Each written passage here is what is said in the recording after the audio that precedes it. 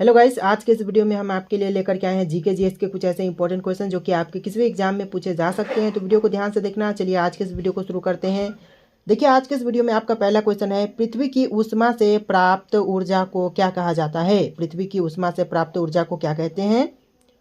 आपका answer option B हो जाएगा, भूतापीय ऊर्जा कहते हैं, यानी कि ऑप्शन बी भूतापीय ऊर्जा राइट आंसर हो जाएगा। देखिए आपका नेक्स्ट क्वेश्चन है, किस देश में जल विद्युत ही विद्युत ऊर्जा का एकमात्र स्रोत है? ऐसा कौन सा देश है जहां पर जल विद्युत ही विद्युत ऊर्जा का एकमात्र स्रोत है? तो देखिए इस क्वेश्चन का आंसर ऑप्शन हो जाएगा, स्विट्जरलैंड में जल विद्युत ही विद्युत ऊर्जा का एकमात्र स्रोत है। तो आपका आंसर ऑप्शन हो जाएगा। देखिए आपका नेक्स्ट क्वेश्चन है, फ्रेंडशिप हाईवे चीन को निम्नलिखित में से किसके साथ जोड़ती है? फ्रेंडशिप हाईवे है वह चीन को इन ऑप्शन में से किसके साथ जोड़ती है? तो इस क्वेश्चन का आंसर ऑप्शन सी हो जाएगा, नेपाल के साथ जोड़ती है, यानी कि ऑप्शन का सी बिल्कुल करेक्ट आंसर हो जाएगा। चलिए अगला सवाल देखते हैं, निम्नलिखित देशों में से उच्चतम जनसंख्या वृद्धि दर किस देश का है? इन देशों में से कौन सा उच्चतम जनसंख्या वृद्धि दर वाला देश है? तो देखिए इस क्वेश्चन का आंसर ऑप्शन हो जाएगा, इंडोनेशिया, जो कि उच्चतम जनसंख्या वृद्धि दर वाला देश है। तो आपका आंसर ऑप्शन हो जाएगा। चलिए देखते हैं अपना नेक्स्ट क्वेश्चन। अगला सवाल है, एशियाई देशों में सबसे कम जनसंख्या वृद्धि दर वाला देश कौन सा है?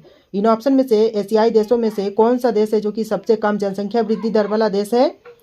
आपका आंसर ऑप्शन भी हो जाएगा, सिंगापुर, जो कि सबसे कम जनसंख्या वृद्धि दर वाला देश है। तो आपका आंसर ऑप्शन भी हो जाएगा। देखिए अगला सवाल है, न्यूनतम जनसंख्या घनत्व वाला महाद्वीप कौन सा है? इन ऑप्शन में से न्यूनतम जनसंख्या घनत्व वाला महाद्वीप कौन सा है?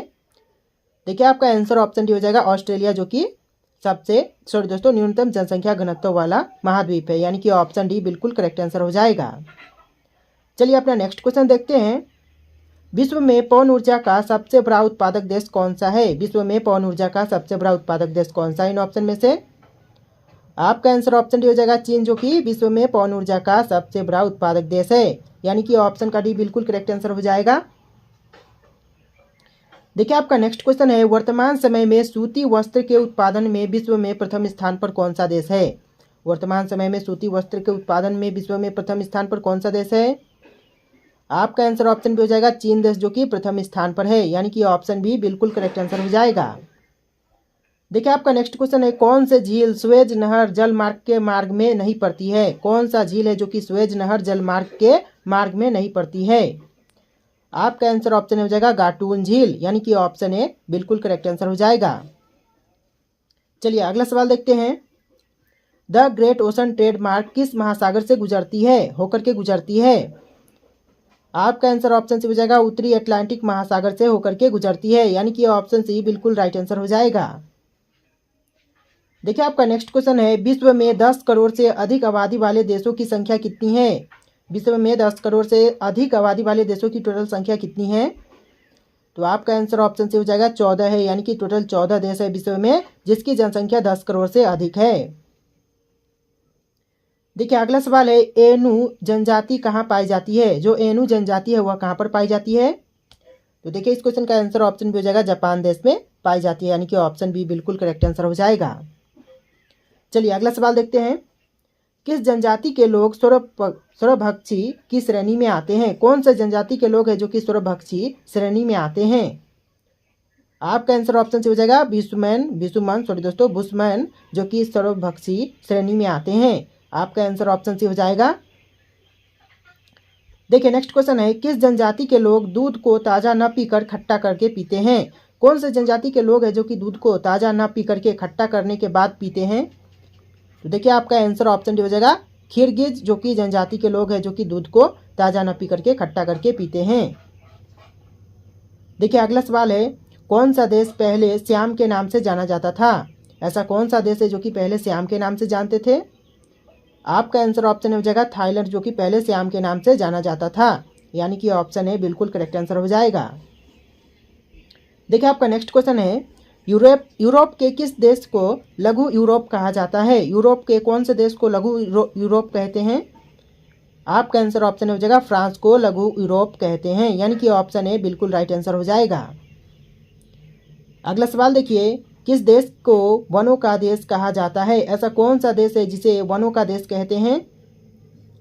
राइट आंसर ऑप्शन डी हो जाएगा, कांगो को वनों का देश कहते हैं। सारे क्वेश्चन इंपॉर्टेंट है, वीडियो को ध्यान से देखिएगा और इस वीडियो को लाइक करके चैनल को भी सब्सक्राइब कर लीजिएगा। देखिए आपका नेक्स्ट क्वेश्चन है, निम्नलिखित देशों में से किस झीलों की वाटिका कहा जाता है? किसे झीलों की वाटिका कहते हैं? इन ऑप्शन में से जितने भी देश हैं उनमें से किसे झीलों की वाटिका कहते हैं? तो देखिए इस क्वेश्चन का आंसर ऑप्शन हो जाएगा फिनलैंड को झीलों की वाटिका कहा जाता है, यानी कि ऑप्शन ए बिल्कुल करेक्ट आंसर हो जाएगा। देखिए आपका नेक्स्ट क्वेश्चन है, निम्नलिखित में से किस देश को अग्निद्वीप के नाम से जाना जाता है? इन ऑप्शन में से कौन से देश को अग्निद्वीप के नाम से जानते हैं? आपका आंसर ऑप्शन भी हो जाएगा आइसलैंड को अग्निद्वीप के नाम से भी जानते हैं, तो आपका आंसर ऑप्शन भी हो जाएगा। देखिए आपका नेक्स्ट क्वेश्चन है, लाख हाथियों का भूमि किसे कहा जाता है, या फिर लाख हाथियों की भूमि के नाम से किसे जाना जाता है? आपके ऑप्शन है लाओस, थाईलैंड, म्यांमार, कंबोडिया। आपका आंसर ऑप्शन हो जाएगा लाओस को 10 लाख हाथियों की भूमि के नाम से भी जाना जाता है, तो 10 लाख हाथियों की भूमि के नाम से जानते हैं लाओस को। ये क्वेश्चन बहुत ज़्यादा इंपॉर्टेंट है, ध्यान से इसको याद कर लीजिएगा। देखिए आपका नेक्स्ट क्वेश्चन है, विश्व के किस देश को नील नदी का उपहार कहा जाता है? विश्व के कौन से देश को नील नदी का उपहार कहते हैं? आपका आंसर ऑप्शन डी हो जाएगा, सॉरी ऑप्शन सी हो जाएगा मिस्र को, यानी कि ऑप्शन सी मिस्र आपका राइट आंसर हो जाएगा। देखिए अगला सवाल है, किसे दक्षिण भारत का मैनचेस्टर कहा जाता है? किसे दक्षिण भारत की मैनचेस्टर कहते हैं? इन ऑप्शन में से ऑप्शन ए राइट आंसर हो जाएगा कोयम्बटूर को दक्षिण भारत की मैनचेस्टर कहते हैं, तो आपका आंसर ऑप्शन ए हो जाएगा। देखिए आपका नेक्स्ट क्वेश्चन है, भारत के किस नगर को भारत के सिलिकॉन वैली के नाम से जाना जाता है, या फिर जानते हैं, या फिर कहा जाता है? तो भारत के जो सिलिकॉन वैली के नाम से जाना जाता है वह शहर है बेंगलुरु, यानी कि ऑप्शन ए बिल्कुल करेक्ट आंसर हो जाएगा। सारे इंपॉर्टेंट क्वेश्चन है, वीडियो को ध्यान से देखिएगा।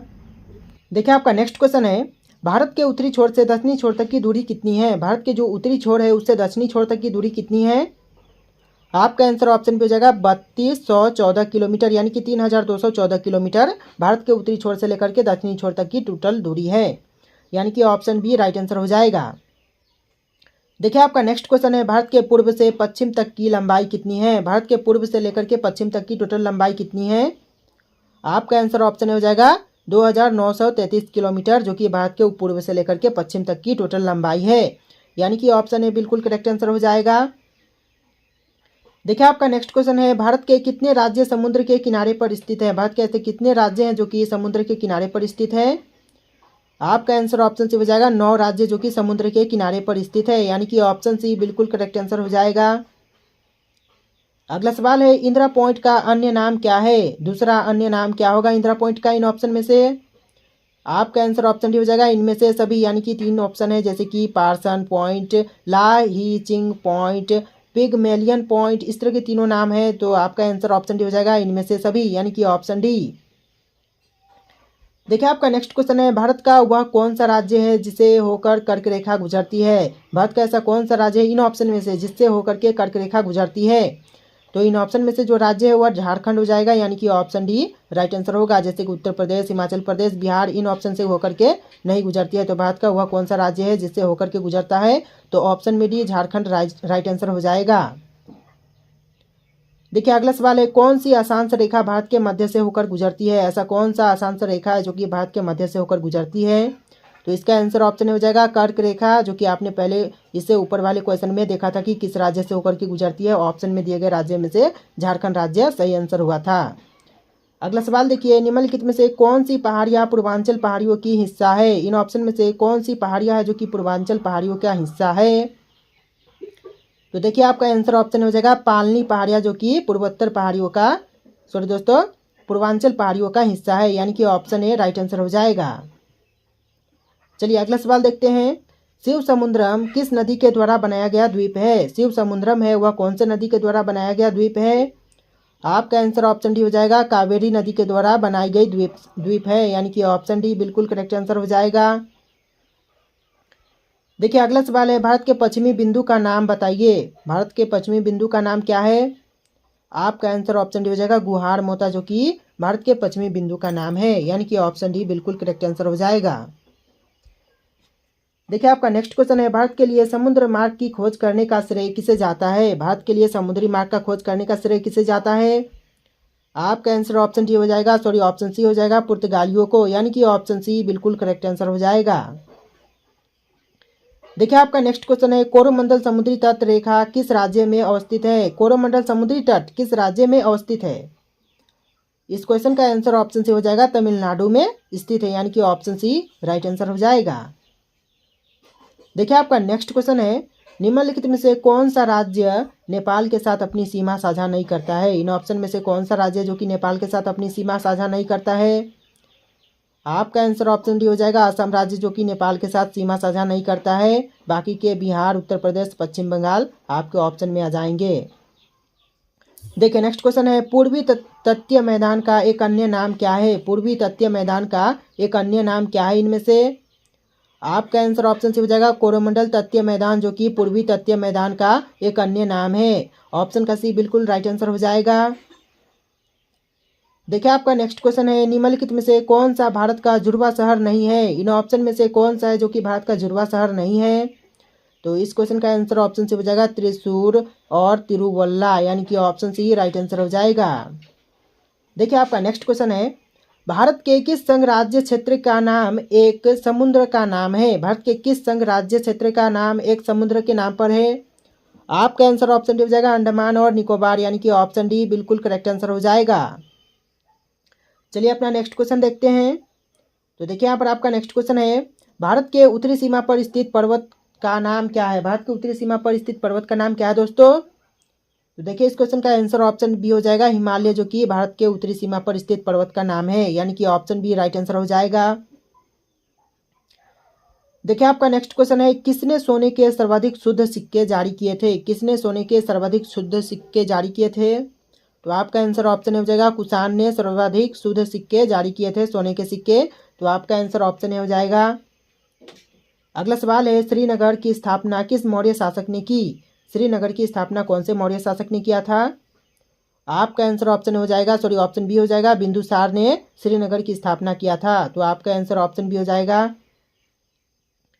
देखिए आपका नेक्स्ट क्वेश्चन है, बराबर की गुफाएं का प्रयोग किसने आश्रय गृह के रूप में किया था? बराबर की गुफाओं का प्रयोग किसने आश्रय गृह के रूप में किया था? आपका आंसर ऑप्शन हो जाएगा आजीविकों ने किया था, यानी कि ऑप्शन ए आजीविको राइट आंसर हो जाएगा। देखिए आपका नेक्स्ट क्वेश्चन है, मौर्य काल में गुप्तचर को क्या कहा जाता था? मौर्य काल में गुप्तचर को क्या कहते थे? आपका आंसर ऑप्शन हो जाएगा गूढ़ पुरुष कहते थे, यानी कि ऑप्शन ए राइट आंसर हो जाएगा। देखिए नेक्स्ट क्वेश्चन है, भारतीय लिखने की कला नहीं जानते यह किसकी उक्ति है? भारतीय लिखने की कला नहीं जानते हैं यह किसकी उक्ति है? तो देखिए इन ऑप्शन में से राइट आंसर ऑप्शन डी हो जाएगा मेगास्थनीज की युक्ति है, यानी कि ऑप्शन डी राइट आंसर हो जाएगा। देखिए अगला सवाल, बिंदुसार की मृत्यु के समय अशोक किस प्रांत का गवर्नर था? बिंदुसार की मृत्यु के समय अशोक कौन से प्रांत का गवर्नर था? तो आपका आंसर ऑप्शन हो जाएगा उज्जैन का गवर्नर था, यानी कि ऑप्शन ए राइट आंसर हो जाएगा। देखिए नेक्स्ट क्वेश्चन, अशोक का समकालीन तुरमय कहाँ का राजा था? अशोक का समकालीन तुरमय कहाँ का राजा था? आपका आंसर ऑप्शन हो जाएगा मिस्र का राजा था, यानी कि ऑप्शन ए राइट आंसर हो जाएगा। अगला सवाल, अशोक ने श्रीलंका में बौद्ध धर्म का प्रचार करने हेतु किसे भेजा था? अशोक ने श्रीलंका में बौद्ध धर्म का प्रचार करने हेतु भेजा था दोनों को, यानी कि ए और बी दोनों को भेजा था, महेंद्र और संघमित्रा को भेजा था, यानी कि ऑप्शन सी राइट आंसर हो जाएगा। ए और बी दोनों को, अगर इन ऑप्शन में से संघमित्रा नहीं होगा तो ऑप्शन ए राइट आंसर हो जाएगा महेंद्र को। अगर दोनों ऑप्शन है तो यहाँ पर जिस भी ऑप्शन में ए और बी का ऑप्शन होगा वही आपका राइट आंसर हो जाएगा। देखिए आपका नेक्स्ट क्वेश्चन है, मौर्य काल का सबसे अच्छा नमूना कौन सा है? इन ऑप्शन में से मौर्य काल का सबसे अच्छा नमूना कौन सा है?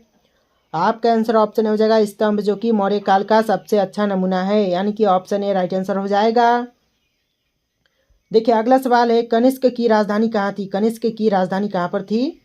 तो आपका आंसर ऑप्शन हो जाएगा पुरुषपुर में था, यानी कि option A Purushpur right answer हो जाएगा। अगला सवाल है, पुरुष पूर्णिमा निम्नलिखित में से किसका दूसरा नाम है? पुरुष पूर्णिमा इन ऑप्शन में से किसका दूसरा नाम है? आपका आंसर ऑप्शन से हो जाएगा पेशावर का दूसरा नाम है, यानी कि ऑप्शन का सी राइट आंसर हो जाएगा। तो देखिए यहाँ पर आपका नेक्स्ट क्वेश्चन हो जाएगा, भारत में सर्वप्रथम स्वर्ण मुद्राएं किसने चलाई? भारत में सर्वप्रथम स्वर्ण मुद्राएं किसने चलाया था? तो देखिए इस क्वेश्चन का जो आंसर है वो हो जाएगा ऑप्शन बी इंडो बैक्ट्रियन ने चलाया था, यानी कि ऑप्शन का बी राइट आंसर हो जाएगा। आपका अगला सवाल है, कुषाण काल में सबसे अधिक विकास किस क्षेत्र में हुआ था? कुषाण काल में सबसे अधिक विकास कौन से क्षेत्र में हुआ? आपका आंसर हो जाएगा ऑप्शन डी, वास्तुकला में सर्वप्रथम सॉरी दोस्तों सबसे अधिक विकास हुआ था, यानी कि ऑप्शन का डी राइट आंसर हो जाएगा। आप लोग इस वीडियो को लाइक करके चैनल को सब्सक्राइब कर लेना। अगला सवाल है, सातवाहनों ने आरंभिक दिनों में अपना शासन कहाँ शुरू किया था? सातवाहनों ने आरंभिक दिनों में अपना शासन कहाँ पर शुरू किया? आपका आंसर ऑप्शन डी हो जाएगा, आंध्र में शुरू किया था, यानी कि ऑप्शन डी बिल्कुल करेक्ट आंसर हो जाएगा। अगला सवाल है, किस चीनी जनरल ने कनिष्क को हराया था? कौन से चीनी जनरल ने कनिष्क को हराया था?